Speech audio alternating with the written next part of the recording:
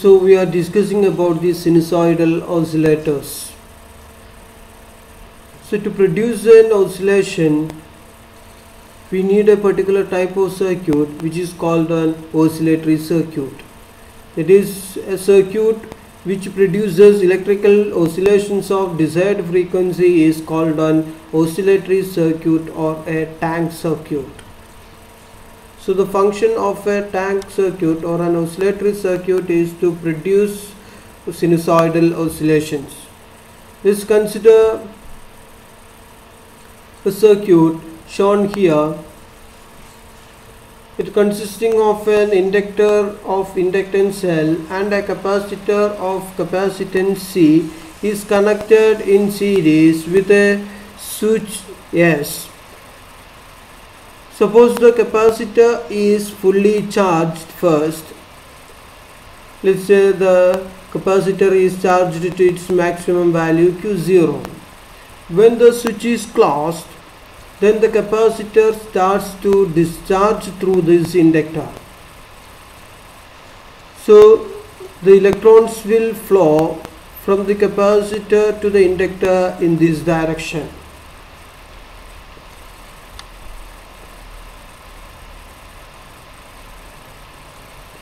So this will generate a magnetic field around the inductor as shown in this diagram. So when the capacitor is fully discharged, the magnetic field set up around the inductor is maximum. Now when the discharge is complete, the magnetic field starts to collapse or begins to collapse. This collapsing the magnetic field will generate a counter EMF in the circuit. According to Lenz's law, you know that the back EMF or the counter EMF is so as to oppose the change that produced it. So the collapsing of the EMF or back EMF generated by the collapsing of the magnetic field tries to keep the magnetic field. That means the electrons will continue their journey in the same direction, so that now the capacitor is charged in the reverse order, or the polarity of the plates of the capacitor has been changed as shown here. Then we can say that there is a current flows through the circuit in this way. Initially the capacitor starts to discharge, so that there is a current flows through the circuit and it reaches the maximum, and when the capacitor is fully discharged, the current slowly begins to decrease to become zero, so that at this point the polarity of the capacitor has been reversed. Now the capacitor is charged. In the ideal cases, the capacitor now have a charge minus Q0. That means the negative of the previous charge. Now the capacitor again starts to discharge through the inductor in the opposite way. So the current built through the circuit builds up in the opposite direction and reaches the maximum. When the capacitor is fully discharged, the current through the circuit is maximum. Now the counter EMF starts to set up in the circuit by Lenz, according to Lenz's law, or by electromagnetic induction. That is, when the magnetic field around the coil starts to collapse, the back EMF is produced, and the back EMF is in the same direction to tries to sustain the magnetic field in the coil. So we can say that again the current continues in this path, and current falls from the maximum to the zero, so that we can say that we can have a positive half cycle and a negative half cycle like this. And at this state the polarity of the capacitor has regained and the charge on it is again plus Q0, and this process is continued if it is an ideal circuit. That means there are no losses in the circuit, then this process will indefinitely continue, so that we can have undamped sinusoidal oscillations. The charging and discharging of the capacitor through this inductor produces sinusoidal oscillations of a desired frequency with a constant amplitude if there were no losses in the circuit. But we know that in practical cases the inductor will have a resistive and a radiative losses. That means the inductor will have certain resistance, so when current flows through it, some voltage will be dropped here, so there will be some resistive losses as well as some radiative losses will also be happen in an inductor. That you know that when a current flows through an inductor, some radiation losses will occur. Similarly, there will be some dielectric losses in the capacitor.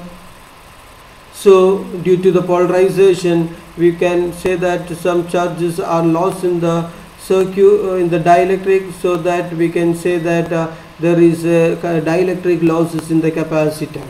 So these two losses produces loss in the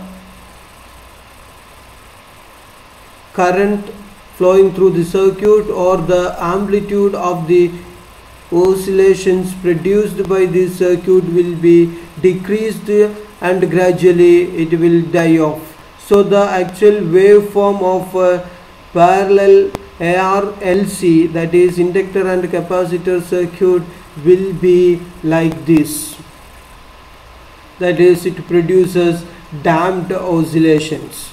So the oscillations are damped.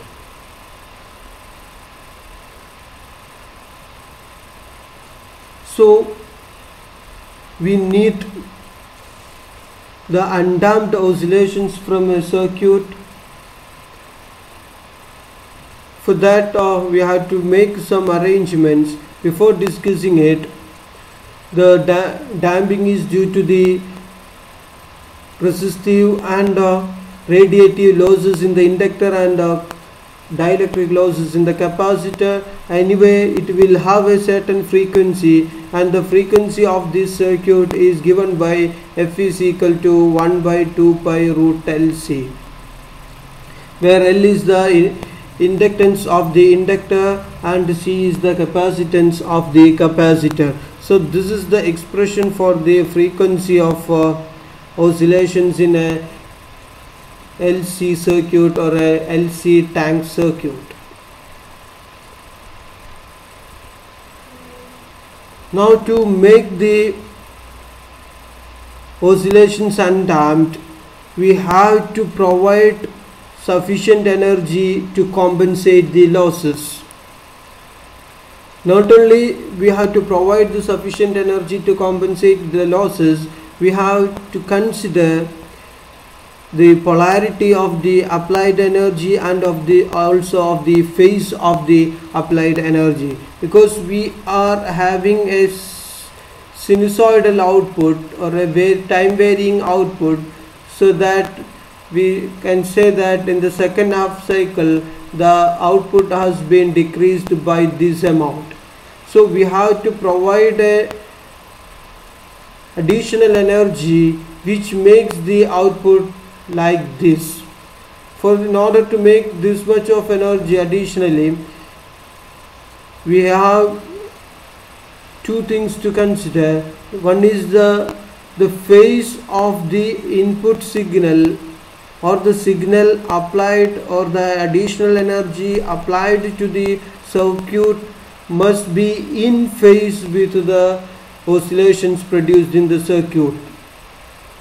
Not only that, the frequency of the applied energy should also be same as that of the input, the oscillations produced in the circuit.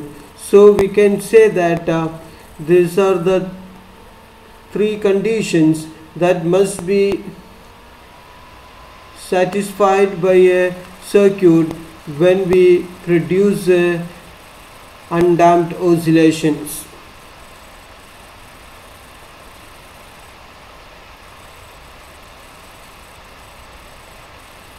So when we are providing additional energy to compensate the losses in an oscillatory circuit, these points must be keep in mind.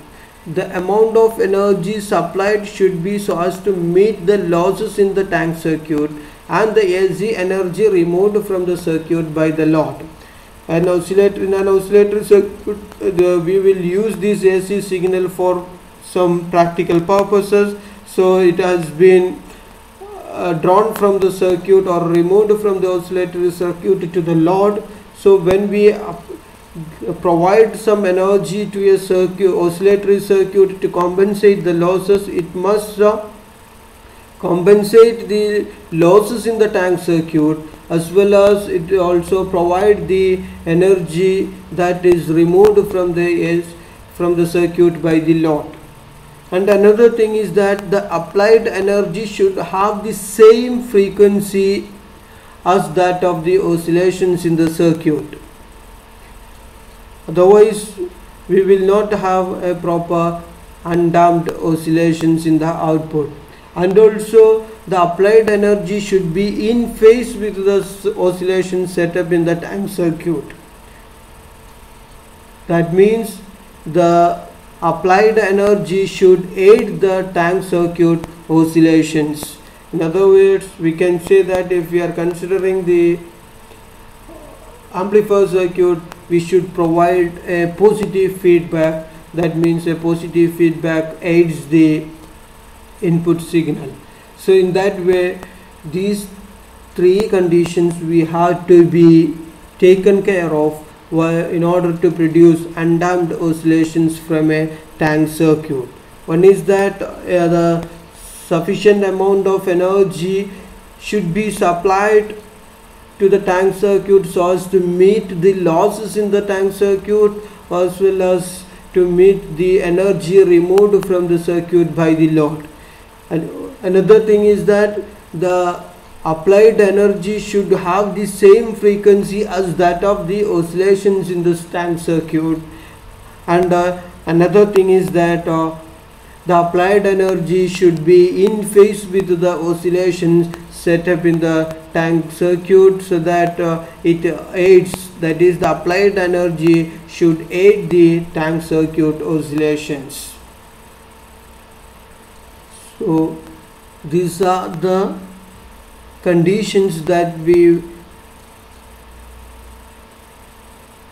noted while making an undamped oscillatory circuit. Thank you.